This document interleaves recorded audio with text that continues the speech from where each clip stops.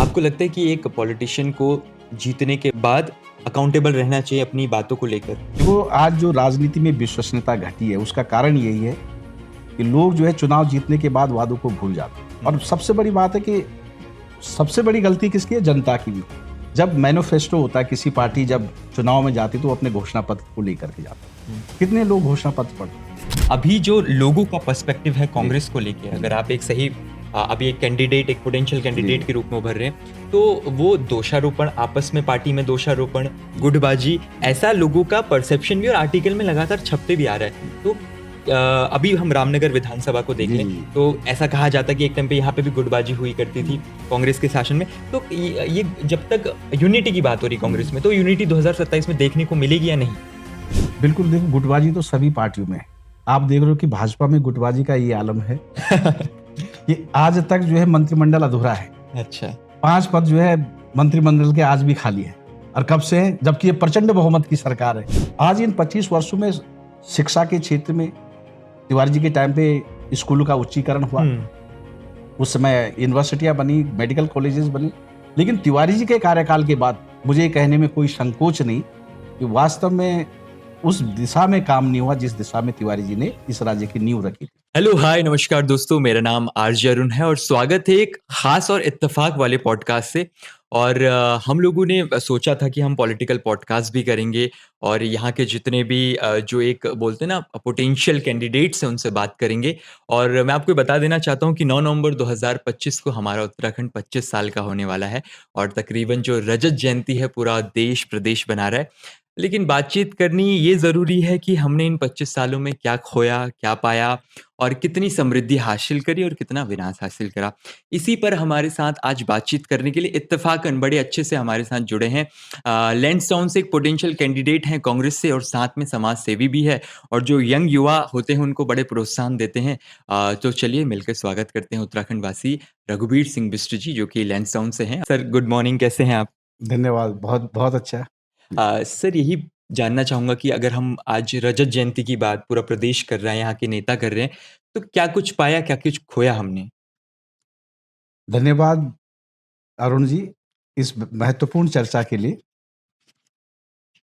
सबसे पहले जिस उद्देश्य के लिए, जिस अवधारणा के लिए राज्य का गठन हुआ था, वो थी पहचान और रोजगार। बिल्कुल।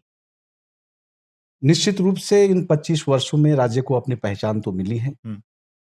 क्योंकि जब हम अविभाजित उत्तर प्रदेश का हिस्सा थे, तो चाहे गणतंत्र दिवस की परेड होती थी, उसमें सभी राज्यों को जब प्रतिनिधित्व होता था, तो अविभाजित राज्य में होने के कारण उत्तराखंड के पहाड़ी जिलों को उनके सांस्कृतिक विरासत की छटा दिखाने का अवसर नहीं मिलता था। हुँ। और जब 15 अगस्त होता था, स्वतंत्रता दिवस होती, तो लखनऊ में फिर वही स्थिति हमारे साथ होती थी। हुँ। निश्चित रूप से राज्य बनने से हमें एक पहचान मिली, उत्तराखंड की पहचान मिली और जिस वजह से अब हम गणतंत्र दिवस पर भी अपने राज्य की सांस्कृतिक विरासत को दिखा सकते हैं और अपने 15 अगस्त स्वतंत्रता दिवस पे अपने राज्य में तो मना ही सकते हैं। सर, एक बात बताइए, मैं अखबार को जब पन्ने पलटता हूँ, तो ख़ास तौर से अभी अब एडवर्टाइज़मेंट देखने को मिल रहे हैं, जी, जी, ऑनेस्ट बात करूँ। जी, लेकिन जब एक आर्टिकल पढ़ा तो उसमें समझ में आया कि कई ऐसे आंदोलनकारी हैं हमारे उत्तराखंड के, जी, जिनके गाँव तक आज सड़क तक नहीं पहुँची, तो उनका जो विज़न था, जी, कितना जी। तक कंप्लीट हुआ है आज तक? बिल्कुल सही बात कही कि जो मैं पहले भी कहा कि जिन इन 25 वर्षों में जहाँ एक और हम रजत जयंती मना रहे हैं, जो राज्य के शहीदों की और राज्य आंदोलनकारियों की अवधारणा थी, वो कहीं धरातल पे उतरनी है। हुँ। राज्य आंदोलनकारियों की जो सपना था, वो था शहीदों की सपनों की राजधानी गैरसैंण बने। हुँ। क्योंकि आपने देखा होगा जितने भी हिमालय स्टेट, हुँ। जितने भी आपका नॉर्थ ईस्ट, जिनको हम सेवन सिस्टर स्टेट कहते हैं, हुँ। उनकी राजधानी जो है पहाड़ में ही है। पहाड़ में ही है। आपका जम्मू कश्मीर है, हिमाचल है, उनकी राजधानी भी पहाड़ में। उत्तराखंड स्वतंत्र भारत का हिमालय का ऐसा अभागा राज्य है जिसकी अपनी कोई अस्थायी राजधानी नहीं। और राज्य आंदोलनकारी शुरू से मांग कर रहे थे कि शहीदों की सपनों की राजधानी गैरसैंण बनेगी। और निश्चित रूप से अगर गैरसैंण राजधानी बनती, तो जो आज 1 लाख हेक्टेयर भूमि बंजर पड़ चुकी, वो बंजर नहीं पड़ती। हुँ। जो 1700 गांव लगभग भूतिया गांव, घोस्ट विलेज घोषित हो चुके, वो घोषित नहीं होते। हुँ। और गैरसैंण का राजधानी बनना इसलिए भी जरूरी है क्योंकि हमारा जो राज्य है वो सीमांत राज्य है, बिल्कुल। सीमांत प्रदेश है। एक सीमा उसकी नेपाल से और दूसरी सीमा उसकी चीन से। और आप घटनाक्रम देखिए कि दोनों जगह इस समय भारत विरोधी सरकारें स्थापित हैं। हुँ। तो इसलिए सीमांत राज्य होने के कारण आपने देखा होगा कारगिल में भी अगर गडरिया नहीं जाते तो हमें पता भी नहीं चलता, हमारी भारतीय सेना को पता भी नहीं चलता कि घुसपैठी घुस गए। तो इसलिए सामरिक दृष्टिकोण से भी उत्तराखंड में का पलायन रुकना, और वो भी सीमांत जनपद से पलायन रुकना बहुत जरूरी है। इसलिए राजधानी गैरसैंण बनना बहुत जरूरी था, जो इन 25 वर्षों में नहीं हो पाया। ये स्वतंत्र भारत का ऐसा अभागा राज्य है, जबकि हमारे साथ ही 2 अन्य राज्य बने, छत्तीसगढ़ और झारखंड। उनके राज्य पुनर्गठन बिल में राजधानी का जिक्र है, लेकिन उत्तर प्रदेश राज्य पुनर्गठन बिल में राजधानी का जिक्र, अगर उसी दिन जिस दिन राज्य अपने अस्तित्व में आया था उस दिन घोषणा हो जाती कि गैरसैंण राजधानी बनेगी। बेशक हमें भी मालूम है कि व्यवहारिक रूप से वहां रहना उस समय संभव नहीं था, क्योंकि इंफ्रास्ट्रक्चर नहीं था, तो इसलिए टेम्परेरी राजधानी देहरादून ठीक थी। लेकिन घोषणा हो जाती उसी दिन, गजट नोटिफिकेशन निकल जाता कि राजधानी गैरसैंण होनी चाहिए, उसके बाद उसी दिन से जो यहाँ इंफ्रास्ट्रक्चर डेवलपमेंट के लिए काम शुरू हो जाता, तो आज ये दिक्कत नहीं होती। फिर अभी काफ़ी सोशल मीडिया में ये हवा उड़ भी रही है कि जब 25 साल राज्य के हो गए, स्वास्थ्य, शिक्षा, रोज़गार सब में परेशानी, और ऐसे में जब करोड़ों रुपए कॉमेडी शो को लगाने में जी। स्टार्ट हो जाता है और 2500 रुपए उसका बिल जो है बुक माई शो पे उसको जी। रेंट देना, फीस देना पड़ रहा है। तो क्या इस वक़्त ये प्रायोरिटी थी हमारी 25 साल में कॉमेडी शो या फिर कुछ और? देखो अरुण जी, आपने बहुत अच्छी बात कही है।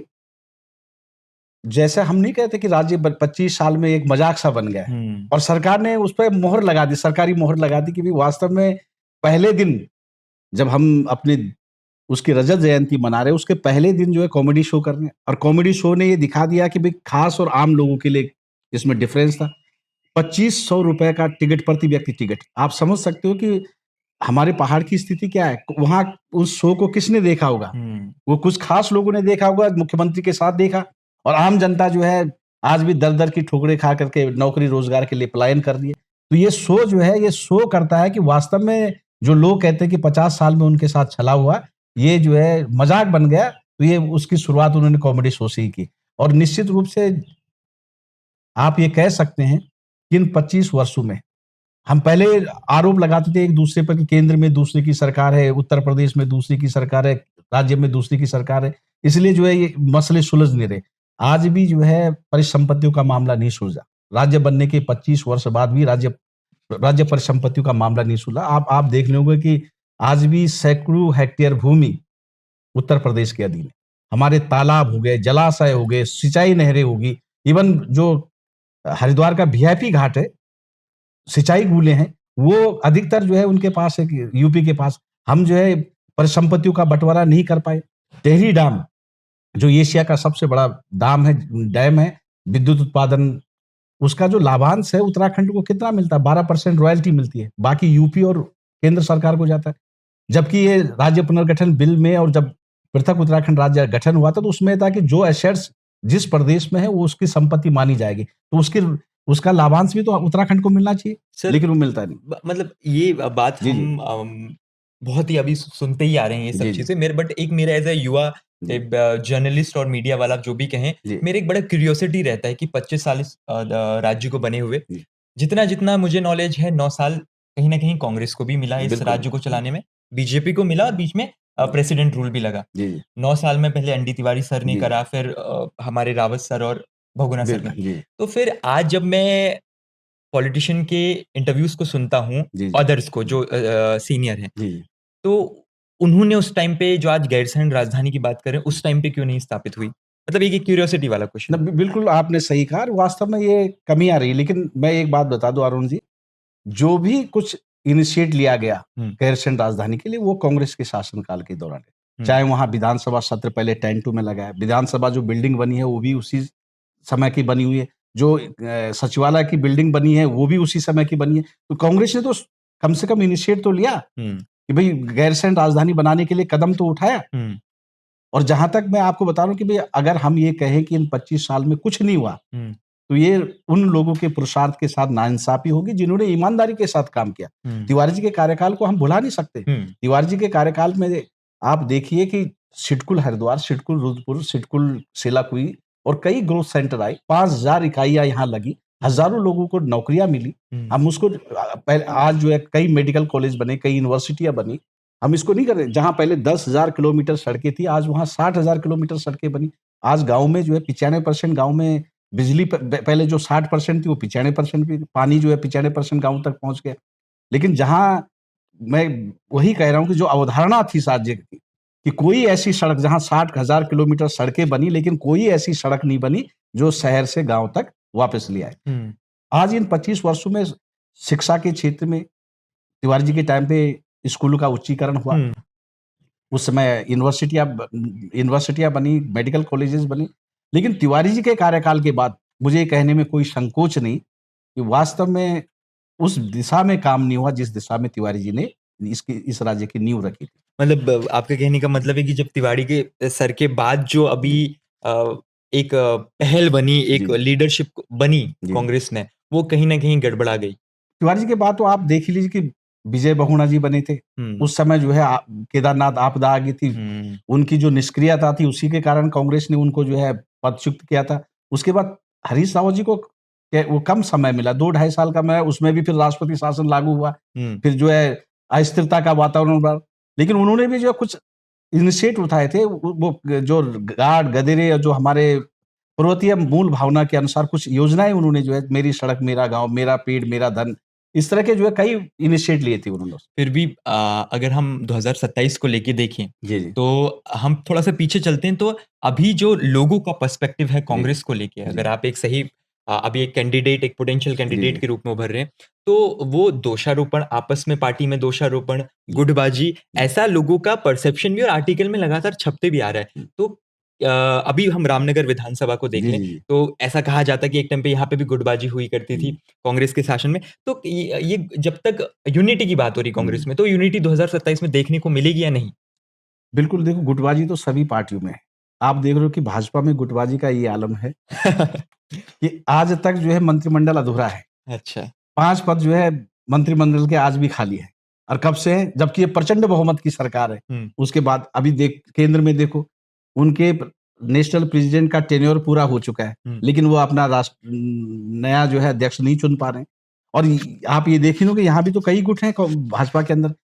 कांग्रेस जो एक लोकतांत्रिक पार्टी है हुँ, और निश्चित रूप से जो है लोकतांत्रिक पार्टी होने के कारण ये कांग्रेस जो है अपने उनको जो बोलने की आज़ादी है इसलिए वो प्रेस में आ जाते हैं। तो इसलिए आपको सबको दिखता है कि भई यहाँ जो है गुटबाज़ी है, लेकिन ज़्यादा गुटबाज़ी इस समय भारतीय जनता पार्टी। और मैं आपको बता दूँ 2027 में तो भारतीय जनता पार्टी में इतनी गुटबाज़ी होने वाली, एक सीट पे जो है 5-5 कैंडिडेट नहीं, नहीं होंगे। मेरा नहीं, ऐसे जनता का ना जनता परसेप्शन की बात कर रहा परसेप्शन हूँ। हाँ, जी, जी। हाँ, तो चलो थोड़ा-सा लेंस जी। डाउन के लोगों के लिए बात कर लेते जी, हैं। जी। आप अभी as a hmm, potential candidate hmm, lens down की अगर जनता यहाँ पे देखेगी, हुँ। मुझे फॉर श्योर पता है देखेगी, जी, जी। कि क्या-क्या ऐसे मुद्दे हैं, जी। क्या-क्या ऐसे सोशल इश्यूज़ हैं, जिन पे आपको लगता है कि यहाँ काम नहीं हुआ और होना चाहिए? देखो अरुण जी, हमारे लैंसडाउन की भी वही स्थिति है जो पूरे पर्वतीय जनपदों की है। हुँ, आज भी जो है जो हमारे सीएससी हैं, जो पीएससी हैं, कम्युनिटी हेल्थ सेंटर, प्राथमिक हेल्थ सेंटर, वहाँ भी आज भी जो है लोगों को अगर एक्स-रे कराना हो, मेडिकल टेस्ट कराना हो, आपका ब्लड टेस्ट कराना हो, उनको जो है रामनगर और कोटद्वार जाना। तो हुँ, ये हमारी ये सबसे बड़ी दिक्कत है कि आज भी हेल्थ सेक्टर पे जो काम होना चाहिए था वो इस सरकार के दौरान तो हुआ नहीं। केवल मशीनें खड़ी कर दी गई और मशीन में आपको मालूम है कि कमीशन मिलता है। मशीनें तो आ गई लेकिन टेक्नीशियन नहीं हो। अच्छा। दूसरा जो है हमारे यहाँ 2 डिग्री कॉलेजेस हैं, एक रिखणीखाल में और एक नैनीडांडा में। उन करीब जो है 7 साल से वहाँ की छात्र संघ और वहाँ का जो अभिभावक संघ है, लगातार माँग कर रहे हैं कि यहाँ पीजी क्लासेस शुरू की जाए। और पीजी क्लासेस शुरू न होने के कारण वहाँ छात्र संख्या लगातार घट रही है। और आप देखो कि एक पूरे ब्लॉक में एक डिग्री कॉलेज और वहाँ जो है 130 बच्चे भी ना हो। और उसका कारण क्या है कि पीजी क्लासेस शुरू ना, गार्जियन ये सोचता है कि जब पोस्ट ग्रेजुएशन के लिए हमें अपने बच्चों को फिर रामनगर, कोटद्वार, देहरादून भेजना पड़े, हुँ, हुँ, तो उससे बढ़िया जो है हम फिर शुरुआत बच्चों की वहीं से वहीं से उसी करें। डिग्री कॉलेज में रखें। तो सरकार का कोई ध्यान नहीं, जो स्थानीय जनप्रतिनिधि हैं, विधायक हैं, सांसद हैं, कई बार 7 साल बाद जो है उनको बताया, 7 साल से लगातार बात कर रहे हैं कि भई यहाँ वो होना चाहिए। रखणीखाल में आईटीआई थी। हुँ, वो जो है करीब 17 साल हो गए, अब भवन अधूरा हुआ है, अभी तक वो भवन पूरा नहीं हुआ है। 8 साल से ज़्यादा समय हो गया पॉलिटेक्निक राजकीय पॉलिटेक्निक बड़खेत में, वहाँ भवन आज भी अधूरा है, वो अपने स्थायित्व में नहीं आया, जबकि ये सब कांग्रेस के शासनकाल के दौरान है। लेकिन जहाँ सरकार जो है शिक्षा पे सबसे ज़्यादा ध्यान देना, अपने मानव संसाधन पे जो पॉलिटिशियन होते हैं वो सबसे ज़्यादा ध्यान देते हैं, तो सरकारें सबसे ध्यान देता है, वहाँ जो है हमारे क्षेत्र में इन चीज़ों की पूरी तरह से अनदेखी हो रही है और उसका कारण है कि केवल विधायक जी केवल अपनी विधायक निधि के बांटने के अलावा उनके पास कोई दूसरी सोच है ही नहीं, कोई विजन है ही नहीं कि भी इन पे काम किया जाना चाहिए। हमारे यहाँ मुख्यमंत्री ने 2 बार 2-2 मुख्यमंत्रियों ने घोषणा की कि भाई कालिंको गेट से सफारी शुरू की जाएगी और आपका मैदावन से सफारी शुरू की जाएगी। 2/3 हिस्सा कॉर्बेट नेशनल पार्क का हमारा जो जहरी खाल है, नैन रिखनी खाल है, लेकिन वो हमारे लिए अभिशाप बन चुका है। अभिशाप इसलिए बन चुका है कि आए दिन वन्य जीव और मानव जीव के बीच में जो है संघर्ष होता है। हर तीसरे चौथे महीने खबर आती है कि जंगली जानवरों ने जो है उनका निवाला बना दिया, किसी व्यक्ति को, किसी महिला को, किसी बच्चे को निवाला बना दिया। हुँ। और वहाँ जो है बफर ज़ोन होने के कारण अगर कोई मछली पकड़ने भी जाता है तो उसको सीधा जेल भेज देते हैं। यानी कि हमारे जल, ज़मीन और जंगल जो सदियों से उसके साथ रहे हैं, उन पे जो है उनका अधिकार नहीं है। और लगातार माँग कर रहे हैं कि भई उधर से भी जो है गेटवे खोला जाए, लेकिन कोई ध्यान ही नहीं। 2-2 मुख्यमंत्री की घोषणा जो है शासनादेश होती है और उस हुँ। शासनादेश को जो है रद्दी की टोकरी में उन्होंने डाल दिया। और अभी चलो ये तो आपने बताया यहाँ की प्रॉब्लम क्या है। अभी जो सिचुएशन चल रही है जी, देहरादून में, जी, वहाँ से पिथौरागढ़ से जो है रैली होते हुए आई स्वास्थ्य को लेकर, जी, जी, अपने सॉरी चौखुटिया से चौखुटे से। अपने देहरादून आई और वहाँ पे जो है वो सब हुआ जो भी कह रहे थे कि जो रामपुर तिराहा पे हुआ, जी, डंडेबाजी लेके पुलिस और कई सारी चीज़ें हुई। हुँ, बट अभी जो एक हमारी लोकल पार्टी उभर के जी। उक्रांत, यूकेडी उकर उसके लिए आपका क्या पर्सपेक्टिव है? देखो सही अभी तो हकीकत में जो है केवल क्षेत्रीय दल ये फ़ेसबुक और सोशल मीडिया में ही ज़्यादा दिखता है, बाकी धरातल पे कहीं वो दिखता नहीं है। और जहाँ तक बात स्वास्थ्य उसकी बात है, ये सरकार तो केवल इवेंट की सरकार है। आपने देखा होगा कि 1000 करोड़ रुपए धामी सरकार ने अपना चेहरा चमकाने के लिए दिया और वो किसका पैसा पैसा वो हम टैक्स पेयर का पैसा क्योंकि हम कोई भी सामान खरीदते हैं तो उसमें टैक्स देते हैं और 5 साल के अंदर 1000 करोड़ रुपए खर्च करना, ये सीधा-सीधा क्या दर्शाता है, ये सरकार जो है इवेंट की सरकार है, केवल जो है अपना चेहरा चमकाने के लिए, अच्छा-अच्छा दिखाने के लिए। अब आप देख रहे होंगे कि चाहे एक्साइज़ पॉलिसी हो, चाहे खनन नीति हो, कितना राजस्व की हानि हो रही है। किस तरह से जो है सरकार के संसाधनों को लूटा जा रहा है। राज्य के संसाधनों को लूटा जा रहा है। भ्रष्टाचार का इतना बोलबाला है कि आपने देखा होगा कल रजत जयंती पे विधायक स्वयं कह रहे हैं कि 20-20, 15-15, 20-20% जो है कमीशन काट करके मिलता है। लेकिन आपको नहीं लगता कि अगर अभी जो सत्ता में है वो जनता पार्टी है, बीजेपी है। बीजेपी। अगर यहीं पे कांग्रेस होती क्या वो यही चीज़ नहीं दोहराती एज़ अ पार्टी? आपको ऐसा लगता है या नहीं लगता है? देखो, आप अगर तुलनात्मक अध्ययन कीजिए, हुँ, कांग्रेस शासनकाल का और भाजपा के शासनकाल, हुँ, तो लोग हमें प्रत्यक्षम किम प्रमाणम प्रत्यक्ष को प्रमाण की आवश्यकता नहीं। आज यहाँ पे आप रामनगर का ही देखिए, हुँ, तिवारी जी जब 5 साल विधायक थे, हुँ, उस पीरियड का और इन भाजपा के शासन के पीरियड का आप अंतर लगा दीजिए, आपको अंतर साफ दिख जाएगा कि किस कार्यकाल के दौरान विकास हुआ। जो न्यू कांग्रेस शासन के दौरान जो प्रथम निर्वाचित विधानसभा थी, तिवारी जी जब चीफ मिनिस्टर थे, आज वही काम भी अगर पूरे हो जाए, जो उन्होंने रोड मैप बनाया था, जो ब्लूप्रिंट तैयार किया था, अगर उस पे भी काम हो जाए तो निश्चित रूप से हम सोचेंगे कि भई ये सरकार कुछ कदम आगे बढ़ी है। इस सरकार में तो केवल आप देख रहे होंगे कि विधायक निधि की बंदरबाट के अलावा और कुछ दिखाई नहीं दे रहा है। आप इस रामनगर के अंदर ही देख लीजिए कि इन 10-15 साल में जब से कम इस 25 साल के अंदर 13 साल तो भाजपा की सरकार रही ना, हुँ, 2 साल अंतरिम अंतरिम सरकार भी भाजपा के दौरान थी, हुँ, चाहे नित्यानंद स्वामी कोश्यारी जी और उसके बाद जो है पिछले 9 साल से तो लगातार भाजपा की सरकार है। हुँ।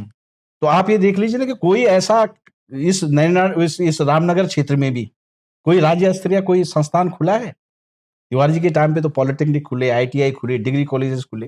लेकिन आप ये देख लीजिए कि आप यहाँ से शुरुआत कीजिए ना कि कोई इन भाजपा शासनकाल के दौरान इस रामनगर विधानसभा में भी कोई ऐसा संस्थान खुला कि जिस पे गर्व कर सके भई ये भाजपा शासनकाल के दौरान और ऐसे ही हमारे लैंसडौन विधानसभा क्षेत्र में इस 9-10 साल के पीरियड के अंदर एक भी कोई ऐसा काम बड़ा काम नहीं हुआ जिसको हम कहेंगे कि राज्य स्तरीय काम हुआ है। आपको लगता है कि एक पॉलिटिशियन को जीतने के बाद अकाउंटेबल रहना चाहिए अपनी बातों को लेकर? देखो आज जो राजनीति में विश्वसनीयता घटी है उसका कारण यही है कि लोग जो है चुनाव जीतने के बाद वादों को भूल जाते हैं। हुँ, और सबसे बड़ी बात है कि सबसे बड़ी गलती किसकी है? जनता की भी। जब मैनिफेस्टो होता है किसी हुँ, पार्टी जब चुनाव में जाती है तो वो अपने घोषणा पत्र को लेकर के जाती हुँ। है। कितने लोग घोषणा पत्र पढ़ते हैं? अगर आप भाजपा के ही 2022 के घोषणा पत्र को देखो तो 99% लोगों को तो पता भी नहीं कि घोषणा पत्र क्या था। अब जब लोग घोषणा पत्र को ही नहीं देखेंगे, घोषणा पत्र को पढ़ेंगे ही नहीं, तो उन अकाउंटेबिलिटी कैसे फिक्स करेंगे? उनको तो मालूम ही नहीं कि इन्होंने क्या कहा था। उन्होंने तो ये कहा था कि हम 100 दिन के अंदर लोकायुक्त की नियुक्त करेंगे। कोई जनता पूछती है कि जिस लोकायुक्त के लिए पूरे देश भर में मूवमेंट हुआ था, अन्ना आंदोलन था, कि क्यों नहीं जो है यहाँ लोकायुक्त का गठन हुआ? इन्होंने कहा था हम एडमिन सिटी बनाएंगे, इन्होंने कहा था हम साइबर सिटी बनाएंगे, इन्होंने कहा था हम एरो सिटी बनाएंगे, इन्होंने कहा था कि हम इसको जो है 13 डिस्ट्रिक्ट 13 डेस्टिनेशन, ओके। उस पे काम हुआ क्या? कोई पूछता ही नहीं। सबसे बड़ी बात है कि जनता की याददाश्त भी जो है खत्म हो गई। जब जनता की याददाश्त जो है खत्म हो जाती है, समाप्त हो जाती है, तो जो जनप्रतिनिधि है वो तो अपनी मनमर्जी करते हैं। वो तो कहते हैं कि जनता के चुनाव के टाइम पे इनको क्या चाहिए? चुनाव के टाइम पे पैसा, दारू और ये बाँट दो, और उसके बाद जो है फिर चुनाव के टाइम पे फिर यही खेल चलता है। जनता भी जो है उनको वो पूछती नहीं, प्रश्न नहीं पूछती, मुद्दों के आधार पे कभी वोट नहीं देती। हमेशा वोट किस पे देते हैं? धर्म के आधार पे, जाति के आधार पे, पार्टी के नाम पे, व्यक्ति के नाम पे। ये जब तक ये अधिनायकवाद और पार्टीवाद और व्यक्तिवाद खत्म नहीं होता, तब तक जो है हम शहीदों के सपनों का उत्तराखंड नहीं बनाते। हम तो कहते हैं कि हमारी पार्टी में भी अगर कोई गलत आदमी को कोई टिकट देता है, पार्टी टिकट देती है, तो उसको चुनाव हरवाओ। ये जनता को, क्योंकि कहते हैं ना कि in democracy you get the government what you deserve and you get the politician what you deserve. ये तो जनता के हाथ में कि वो अपने कैसे नेता को आगे बढ़ाना चाहती है। बिल्कुल, इस बात से तो मैं आपके सहमत हूँ। चलो आपसे एक आखिरी प्रश्न मैं ले लेता हूँ, ताकि अकाउंटेबिलिटी की अभी हमने बात करी है और लैंसडाउन की जनता भी मुझे दिखेगी। आप कोई 2 ऐसे मुद्दे बताओ, 2027 में आप एक पोटेंशियल कैंडिडेट हो, आपकी विचारधारा भी कहीं न कहीं अलाइन होती है। 2 ऐसे मुद्दे बताओ जिससे आप चुनाव लड़ेंगे भी और जनता का दिल जीतेंगे भी और मान लीजिए जीत भी जाएँगे। 2 ऐसे मुद्दे। देखो, हमारा जो लैंसडाउन विधानसभा क्षेत्र है वो पूरे उत्तराखंड का सबसे बैकवर्ड क्षेत्र है, और हमारे पौड़ी डिस्ट्रिक्ट का तो सबसे अंतिम ब्लॉक है।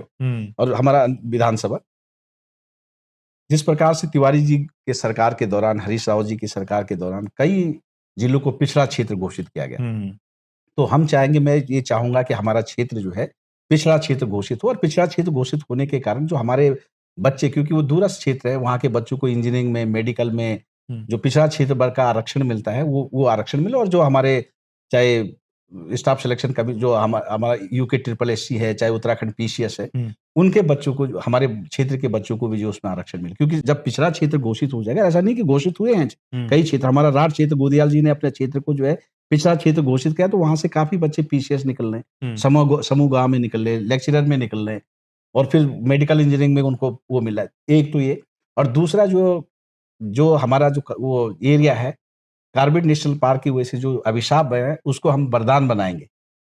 हम चाहेंगे कि वहां से भी जो है, जो आपका जो मुख्यमंत्रियों की घोषणाएं हैं, कालिंगू गेट से सफारी शुरू की जाए, मैदाबंद से सफारी शुरू की जाए। एक हमारे यहाँ पे दुर्गा देवी मैदाबंद, ये 2007 तक जो है इस पे गाड़ी चलती थी। अगर ये रास्ता खुलता तो 21 किलोमीटर यहाँ से हमारा वो जो है डिस्टेंस कम होता है, ये दुर्गा देवी मैदाबंद मोटर पर। तो ये मेरी प्राथमिकता रहेगी कि हम इसको खुलाएं, क्योंकि इसमें किसी ने जनहित याचिका दायर सुप्रीम कोर्ट में की है, और निश्चित रूप से जो है सरकार उस पर ढंग से पैरवी नहीं कर रही है, और ढंग से पैरवी न करने के कारण 2007 तक जो बस सेवा चलती थी वो बस बंद होगी, उसको शुरू करवाना है।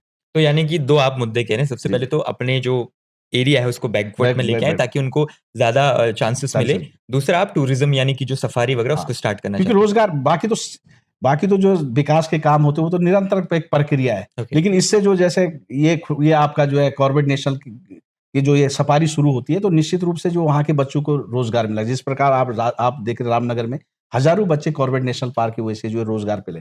कोई जो है सफारी चला रहा है, कोई जो है सोवेनियर शॉप चला रहा है, कोई होटल, कोई रेस्टोरेंट, कोई आप देख रहे होंगे कि कोई गाइड का काम कर रहा है। और आप देखो कॉर्बेट नेशनल पार्क से लगी हुई जमीनें जो आज जो जिनके पास जो वहाँ के काश्तकार, उनकी करोड़ों करोड़ की संपत्ति बन चुकी है, और हमारे लिए वो अभिशाप बन चुका है। चलिए, ठीक है, धन्यवाद रघुवीर जी, आपने अपना वक्त दिया। और मैं उत्तराखंड की जनता से भी जानना चाहूँगा कि आपके क्या विचार हैं, कमेंट करके ज़रूर बताएँ। और अगले आप किस पोटेंशियल कैंडिडेट को सुनना चाहते हैं, ताकि जो है इस राज्य की जो है दिशा और सब कुछ बदले। जय देवभूमि, जय उत्तराखंड।